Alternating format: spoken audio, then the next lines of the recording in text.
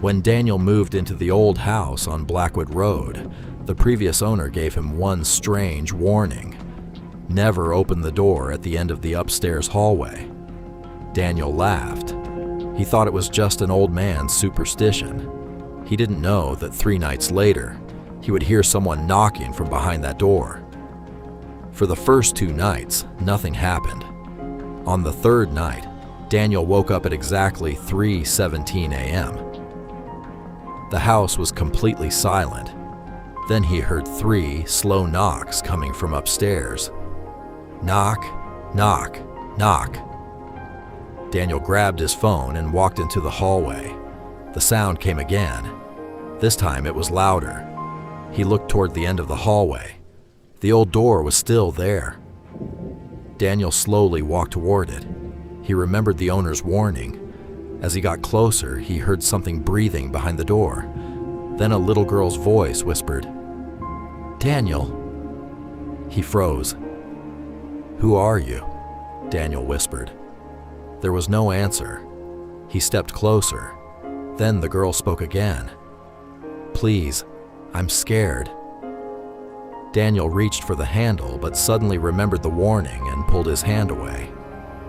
He returned to his bedroom and locked the door. He tried to convince himself that it was a prank, but at 3:17 the next morning, the knocking returned. This time, it was coming from inside his bedroom closet. Daniel slowly opened the closet. Nothing was there, just his clothes and an old wooden box sitting on the floor. He had never seen that box before. Inside the box was an old photograph. It showed a family standing outside the house: a father, a mother, and a little girl. Daniel turned the photograph over. A date was written on the back: October 17th, 1986. Under the date, someone had written 4 words: "She is still waiting." Daniel stared at the message. Then he noticed something strange. The little girl in the photograph was looking directly at him. Daniel dropped the photograph. Behind him, he heard a quiet voice. "You found me." He turned around.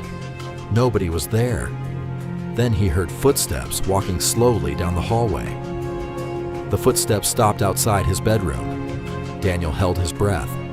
3 knocks hit the door. Knock, knock, knock.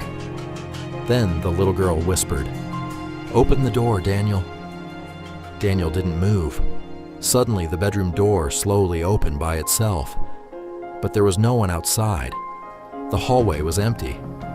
At the very end, however, the mysterious door was open. Daniel knew he should run. Instead, something pulled him toward the door. He walked down the hallway and stepped inside. The room looked completely different now. Old photographs covered every wall. He looked at the photographs one by one. Every picture showed someone who had lived in the house. Then Daniel found a photograph that made his heart stop. It showed him standing inside the house. The photograph was dated October 17th, 2026. Daniel checked his phone.